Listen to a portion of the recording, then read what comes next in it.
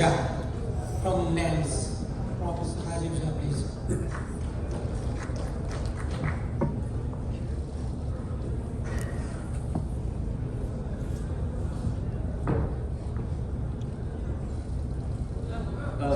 Good chairperson, seniors, ladies and gentlemen. Thank you. I'm presenting on craniopharyngioma.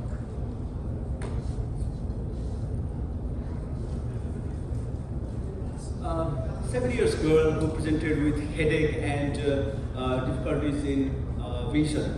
And after almost one year of the symptoms, she was diagnosed as a case of cellular mass with supracellular extension, and then she was operated. See, as the tumor was so cystic, so endoscopic, intranasally, this case was operated. And post-op imaging looks so beautiful. Everything is normal, except she developed hydrocephalus later on after 2-3 months, for which she was shunted as well. But look at the baby now, pre-op and post-op. She's sleepy all the time. She's all the time drinking, eating, and sleeping only. This is what is craniopharyngioma is. Another boy, again presented with visual symptoms, and post-op, while he presented in a month's time. Again, he was sleepy, drowsy, and behaving like frontal lobe syndromes.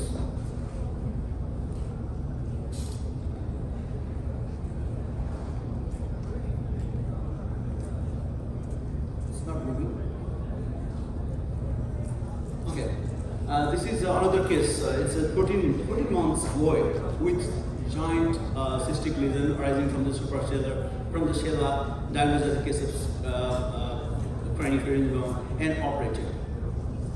This is another case, 68-year gentleman with craniopharyngioma. I'm showing these slides. See, every month we are encountering 1 or 2 cases of craniopharyngioma.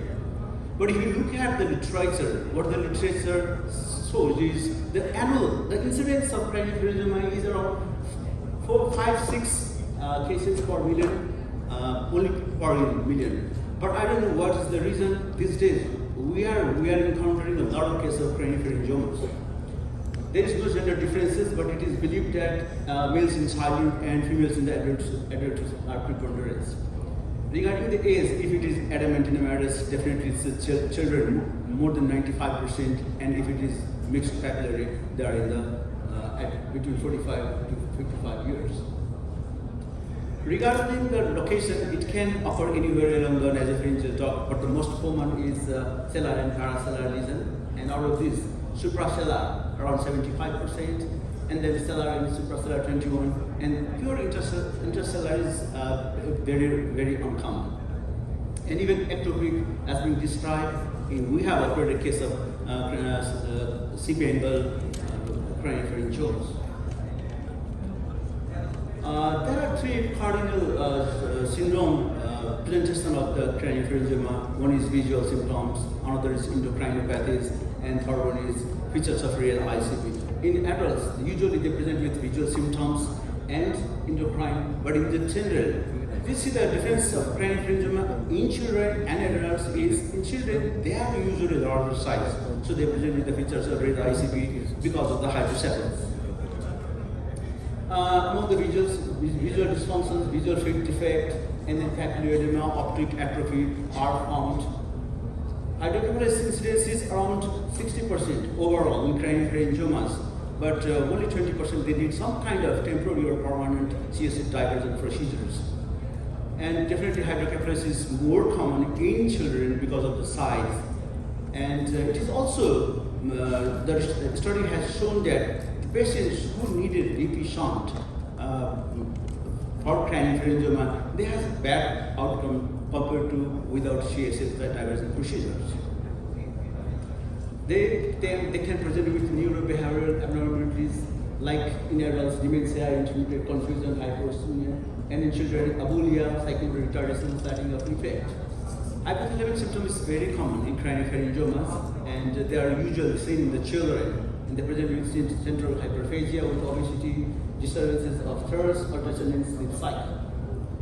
Another presentation, which is only there are anecdotal reports that when craniopharyngioma they presented as intertumoral bleed. There are two types, adenomatous and papillary. Even malignant craniopharyngioma has been described without radiation therapy.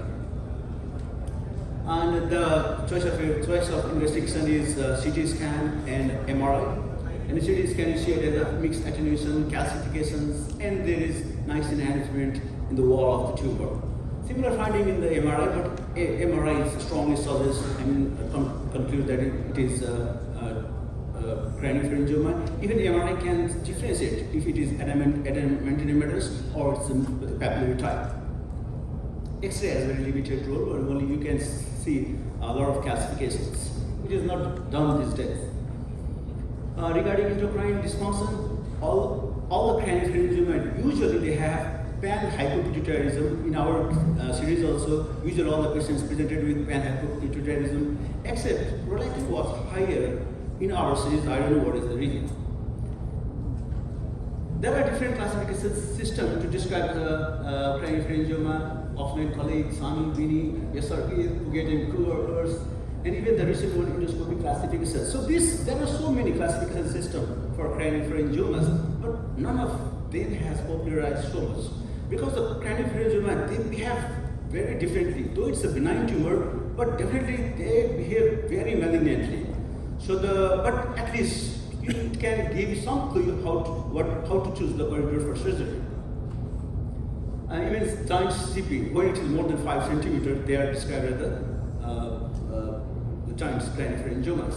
The treatment modalities are observation, surgical therapy, radiation therapy, and chemotherapy, but it depends upon the age, pubertal development, growth, size, consistency of the tumor, and presence of hydrocephalus, etc.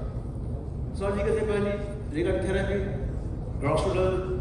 There is debate between gross total or subtotal resection.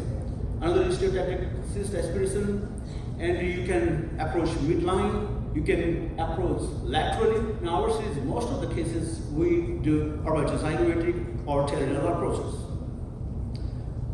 And even transpetrosal approach depends where is the extension of the tumor. This is one of the recent cases. I will skip the videos because time has been limited to only 10 minutes.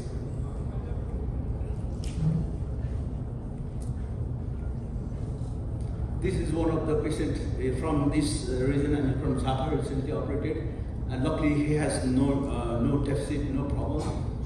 And regarding the extent of resection, as I said, but there is advantages and disadvantages of the gross total and subtotal excision. But majority of the research, they suggest subtotal resection is better because of so many other factors. Subtotal resection, it can give you the diagnosis. It can simply drain the cyst, and it can limit field of radiation, control of hydrocephalus, improve vision, and decouple the tile. Regarding the radiation therapy, there are different modalities to irradiate the tumor, residual tumors, and there are different kind of radiation therapies. All has different advantages and disadvantages. When the tumor is cystic and inoperable, because of the inoperable, then you can just simply drain the cyst and give interferon or bleomycin. This is one of the very big work in published, where it has shown that there is almost 6-7 decades data of big control trials where it is shown that only surgery versus surgery and radiation therapy, and combination of both surgery, radiation therapy, and chemotherapy, and definitely combination of all this has excellent outcome compared to only surgery or observation or anything. Regarding treatment of recurrence, if patient is asymptomatic, best is observation, and if patient is symptomatic, if you think you can operate safely, surgery is best. And if radiation therapy has not been given, then send for radiation. And if radiation already given, probably then it's a very difficult case. In our cities, there were two mortalities, and 32% of the patients developed diabetes insipidus, and around 40% has hypopituitarism, which were transient. Thank you.